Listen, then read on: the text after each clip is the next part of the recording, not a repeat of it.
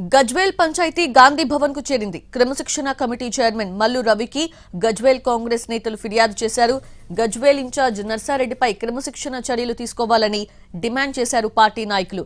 Narsa Reddy party వ్యతిరేక కార్యకలాపాలకు పాల్పడ్డారని ఆరోపిస్తున్నారు. కాంగ్రెస్ పదవులను డబ్బులకు అమ్ముకున్నారని మండిపడ్డారు. 2009లో కాంగ్రెస్ కార్యకర్తల కష్టంతో ఎమ్మెల్యేగా గెలిచారని నేతలు పేర్కొన్నారు. రాజ్యసభ ఎన్నికల్లో కాంగ్రెస్ కి వ్యతిరేకంగా వ్యవహరించారని ఫైర్ అయ్యారు.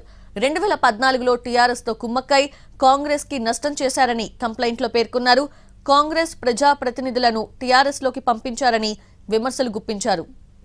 ఇక 2018లో కాంగ్రెస్ లోకి తిరిగి చేరినా పార్టీ కోసం పని చేయలేదన్నారు గజ్వేల్ కాంగ్రెస్ నాయకులు.